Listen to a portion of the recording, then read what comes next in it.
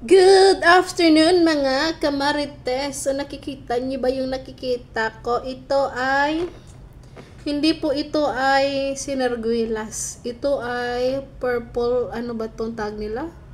Purple peach. Peaches. So, ang kulay nito ay parang itim na itim siya guys. Parang lumboy ang kulay niya. Parang tuhat ba ang kulay? So, para sa kalaman ng mga Pilipino dito sa Vietnam, pag bumili kayo ng peaches na ganito, yung maliliit, kailangan po yung kulay dark siya. Dark na dark ang pagkakulay niya. Parang itim. Parang ganun. Dark purple. I don't know. So, ganun ang bibili nyo guys. Maante ang call. Kasi pag yung bibilhin nyo ay parang ganito lang siya, or mas parang namumula pa lang siya, pag matigas hindi pa yun siya ready. Parang ako hindi ready, charot, hindi pa yun siya ready, kaya maasim yun. Maasim siya guys. So ang pipiliin nyo, pwede nyo naman siyang pisil-pisilin, pero wag masyado, okay? Pag malambot na siya ay matamis na yun, kagaya nito. Aangkitin natin.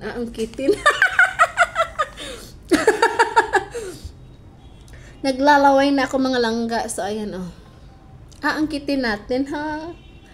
Yung kilikili ko, parang kasing itim nito.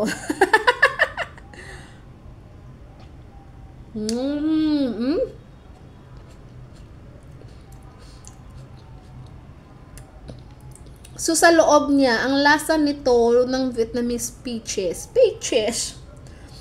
ay parang nag-orange na siya larb, tapos malambat. Yung parang sa atin, ano bang tawag noon na prutas sa atin? Yung parang minamasa-masa muna para lumambot. Tapos, pag kinagat mo to siya mga gaay, sa loob matamis. Pag malambot na ha, pero pag matigas siya ay maasim. So, pag sa loob niya matamis, tapos pag nginuya mo na, ang balat niya ay maasim. So, kayo na ang bahala kung gusto niyo ng maasim or matamis. Pwede niyo naman siyang kainin yung balat, basta hugasan niyo ng mga ga.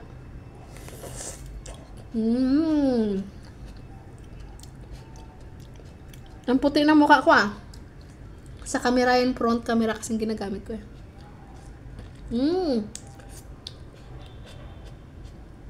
Kita niyo yung katas, tumalsik. Sarap. Matamis siya.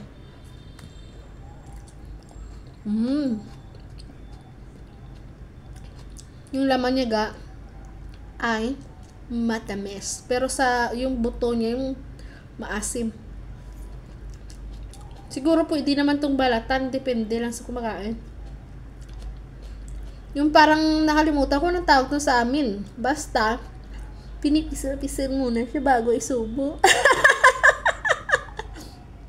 Tapos pag malambot na, yun nakakainin. Yung iba naman, pipisil-pisilin mo muna, tapos pag tumigas sa kamoy, susama!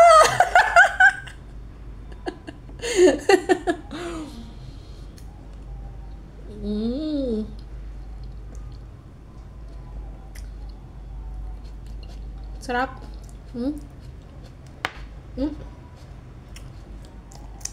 Yun ang malalaking klase ng purple peach. Meron siyang mas maliit pa mga langga. Ito siya, napuswak na siya. Parang luma na to, Ito yung pinakamaliit. Dark na dark ang pagka-purple niya.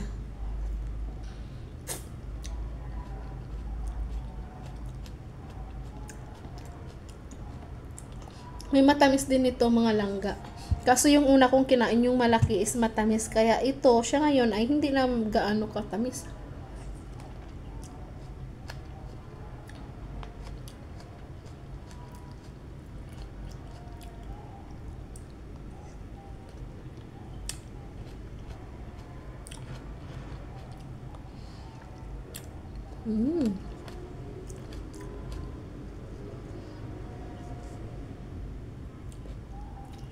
Sarap.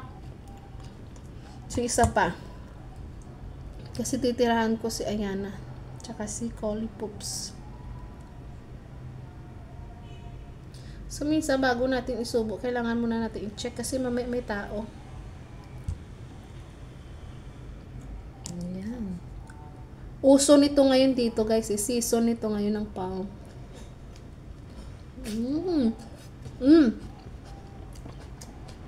Mas matamis talaga ang medyo malalaki.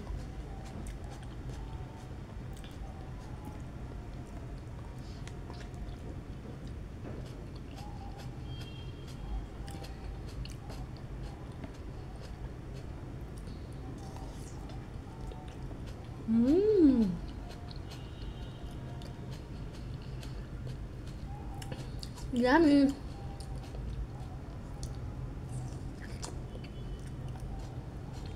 Sarap.